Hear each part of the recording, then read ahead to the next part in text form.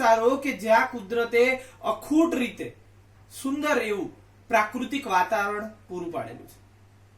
હિમાલયના ગિરિશિખરો, ગિરનારની તળેટી, ગિરનારના ગિરિશિખરો, ગીરની ભૂમિ, રાજસ્થાનની શ્રેષ્ઠ રણભૂમિ, એવા અનેક જ્યાં નદીઓ છે, અનેક પ્રકારના વૃક્ષો છે, અનેક પ્રકારનું ગ્રાસલેન્ડ, ઘાસિયા મેદાનો એ મળી આવે છે. માનસરોવર છે હિમાલય ઉપર, ઉત્તરાખંડનો જે આખો વિસ્તાર છે, ગંગા, યમુના, સરસ્વતી આદિ જે નદીઓ છે જ્યાંથી વહે છે. આવા અમૂલ્ય અખૂટ કુદરતી સંસાધન ધરાવતા પ્રદેશને આપણે ભૂમિ દ્રશ્યો વાળો પ્રદેશ કહીએ છીએ, જ્યાં પૃથ્વીની શ્રેષ્ઠ નુમાનિયત જોવા મળે છે, કે પૃથ્વીનો શ્રેષ્ઠ ભાગ કહી શકાય. જાણે પૃથ્વીનું સ્વર્ગ એ હિમાલય આપણે જમ્મુ કાશ્મીર તરીકે ઓળખીએ છીએ. તો એક ભૂમિ દ્રશ્ય થયું. ઘણી જગ્યાએ આપણે ફોટામાં આવા ભૂમિ દ્રશ્યો જોતા હોઈએ, પિક્ચરોમાં આવા ભૂમિ દ્રશ્યો જોતા હોઈએ, લેન્ડસ્કેપ જોતા હોઈએ. આપણે આપણા મોબાઈલ ઉપર, આપણે આપણા ઘર ઉપર, ઘણી જગ્યા ઉપર, આપણી કોમ્પ્યુટર સ્ક્રીન ઉપર આવા લેન્ડસ્કેપ, મોટો દરિયો હોય, પછી મોટા ગિરિમાળાઓ હોય, ઉગતો સૂર્ય, આથમતો સૂર્ય, આવું બધું જોઈએ છે. તો એ શું છે? ભૂમિ ઉપર રહેલા સુંદર દ્રશ્યો. સેકન્ડ છે નદીઓ. નદીને આપણે ત્યાં લોકમાતા તરીકે ઓળખવામાં આવે છે. તમારે પૂછાય પણ છે કે નદીને શા માટે માતા તરીકે ઓળખવામાં આવે છે? કેમ? તો કે દુનિયાની સર્વશ્રેષ્ઠ સંસ્કૃતિઓ, એ પછી મિસરની હોય, બેબીલોનની હોય, સિંધુ ખીણની હોય કે અન્ય રોમની હોય, બધી જ સંસ્કૃતિઓ એ એક નદીના તટ ઉપર વિકાસ પામે છે. જ્યાં મોટી નદીઓ આવેલી હોય ત્યાં પાણી સારી રીતે મળી રહે અને માણસનો સૌથી મુખ્ય વેપાર કે પ્રાથમિક વેપાર એટલે કે ખેતી અને પશુપાલન સુવ્યવસ્થિત રીતે થઈ શકે એ નદીના કારણે. નદી એ ઉદ્યોગો માટે પણ એટલી જ આવશ્યક છે. ઉદ્યોગો ચલાવવા માટે પાણીના પુરવઠાની, કાચા માલની જરૂર પડે છે અને એના માટે કે તેની હેરફેર કે માલના વહન માટે પણ નદી ઉપયોગી છે. ભારતમાં વહાણવટા તરીકે પણ નદીઓનો ઉપયોગ થાય છે. ભારતમાં અનેક મેળાવડાઓ નદીના કાંઠે યોજાય છે. આપણે ત્યાં નદીઓને એટલે જ માતા તરીકે જોવામાં આવે છે.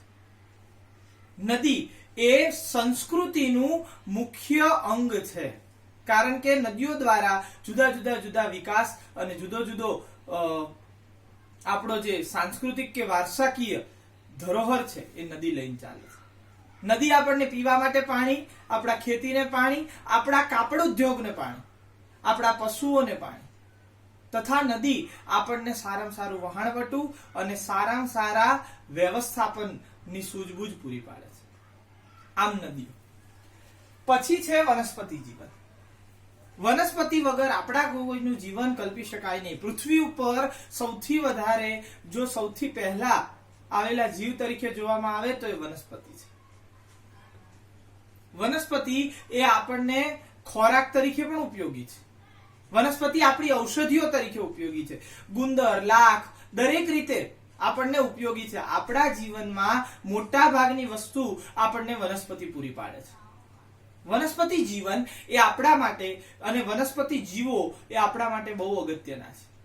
મોટા જંગલોમાં મળતી ઔષધિઓ જે અક્ષીર ઇલાજ માટે ઉપયોગમાં આવે છે.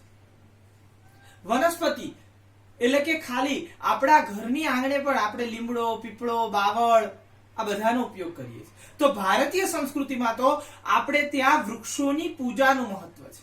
વૃક્ષોમાં પણ આપણે ભગવાનને જોયા છે. પીપળામાં વિષ્ણુનું, વડને આપણે દાદા કીધેલા છે. આપણે શું કહીએ? વડ દાદા. આપણા ઘણા બધા લોકગીતોમાં વડને દાદા જેવો સમાન ગણવામાં આવે છે. ગામના વચ્ચે એક મોટો વડલો હોય, એક લીમડો હોય. આંબો આપણને સારામાં સારી કેરી. અત્યારે શેની ઋતુ છે? તો કે કેરીની ઋતુ છે. આંબો આપણા ખાવા માટેના દરેક ખોરાક, અલભ્ય વસ્તુઓ એ આપણને વૃક્ષ પૂરા પાડે છે. આપણી દવાઓ, ઔષધિઓ એ વૃક્ષો પૂરા પાડે છે. આમ વનસ્પતિ જીવન સાચવવાની જવાબદારી આપણી છે. હાલ પ્રદૂષણ ખૂબ વધી રહ્યું છે. દિવસે ને દિવસે પ્રદૂષણ વધવાના કારણે, પ્રદૂષણ વધવાનું એક કારણ છે વૃક્ષો આપણે કાપી રહ્યા છીએ. આથી વૃક્ષો બચાવવા જોઈએ તો સારો વરસાદ આવશે. આમ સંસ્કૃતિના એક મૂલ્ય પરિવાર તરીકે વનસ્પતિ તુલસી, આપણને અનેક પ્રકારની ઔષધિ, તુલસી, અરડુસી, આદુ, ગળો, લીમડો, આ બધી વસ્તુ આપણને વનસ્પતિઓ પૂરી પાડે છે. દરેક આંગણામાં તુલસી હોય, તુલસી ક્યારે દીવો કરવો જોઈએ, આ બધી સંસ્કૃતિ કેમ આવી? કારણ કે આપણે વૃક્ષોમાં પણ જીવને જોઈએ છે. એટલે શું કીધું? વનસ્પતિ જીવન. અને પછી છેલ્લું આવે છે વન્યજીવન. પ્રાકૃતિક વારસાનું છેલ્લામાં છેલ્લું ટોપિક એટલે વન્યજીવન.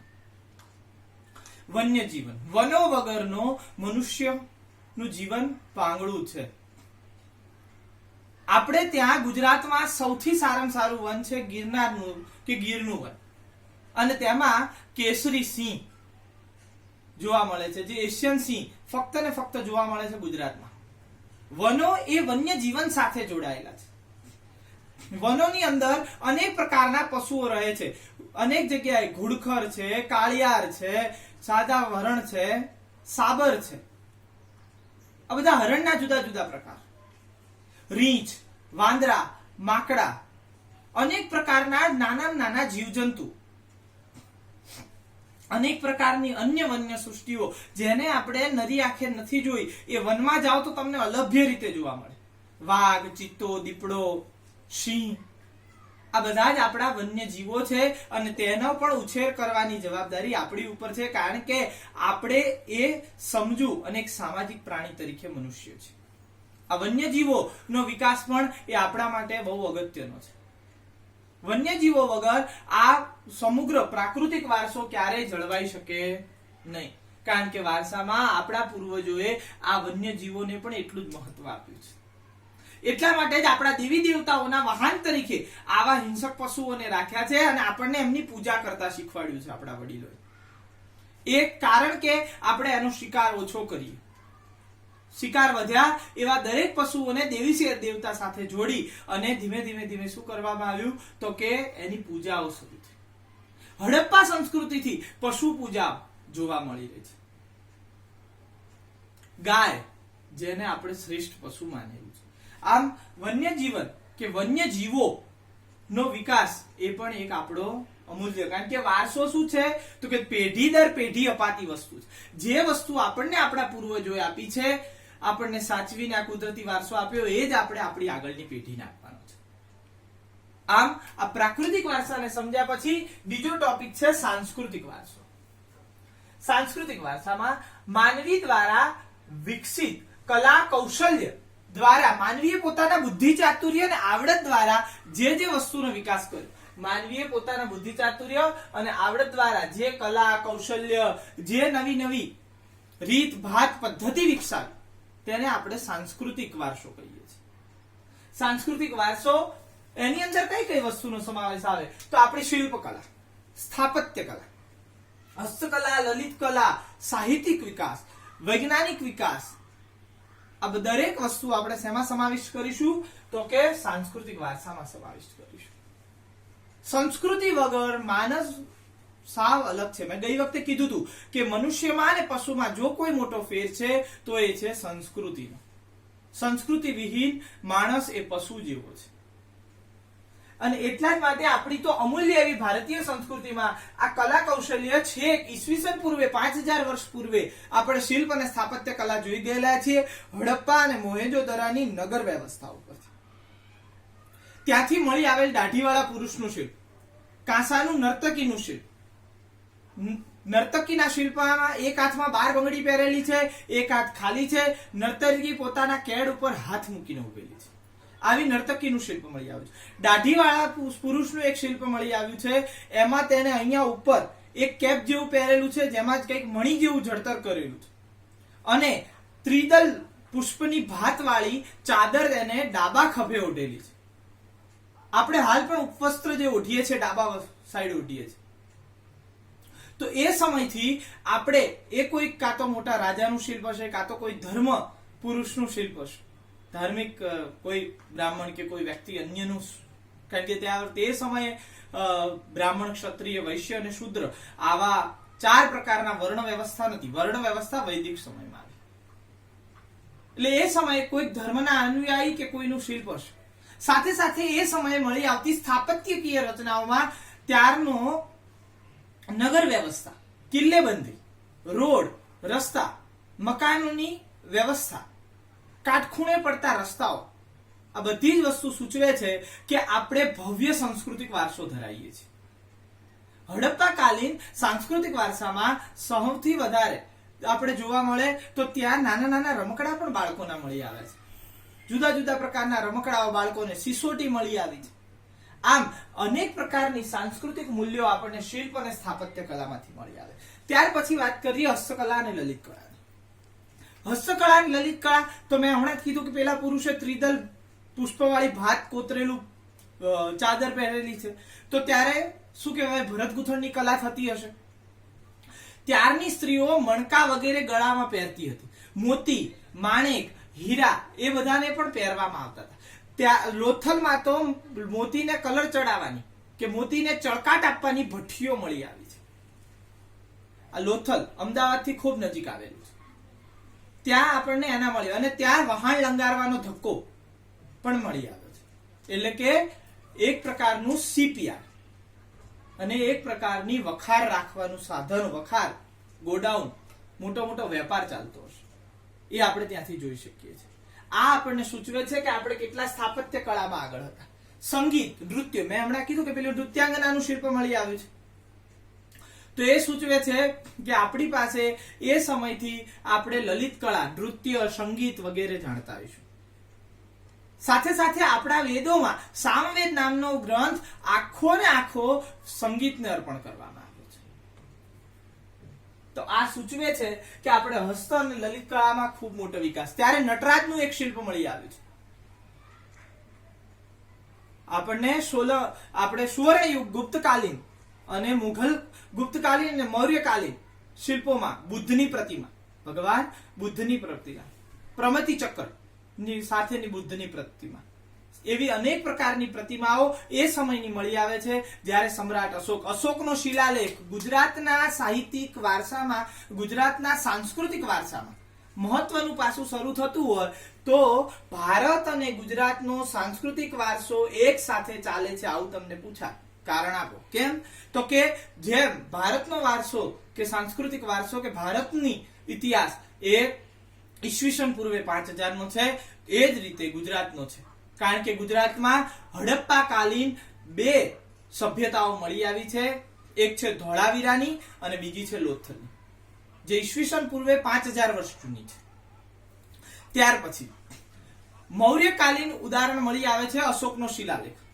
એ પછી ગુપ્તકાલીન મળી આવે છે સમ્રાટ સમુદ્રગુપ્તનો શિલાલેખ, જે ગિરનારની તળેટીમાં સહસ્ત્ર સરોવર નામનું એક સરોવર, સુદર્શન સરોવર નામનું એક સરોવર હતું, તેના ત્યાં કંડારેલો મળી આવે છે. આમ મૌર્ય આપણને છેક વેદ અનુવેદ કાળ, દ્વારકા નગરી એ વૈદિક કાલીન છે.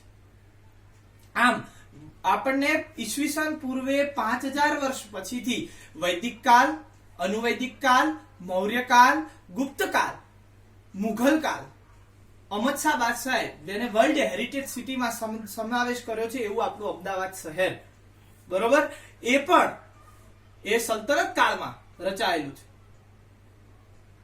એ આજથી 650 વર્ષ પૂર્વે રચાયેલું છે.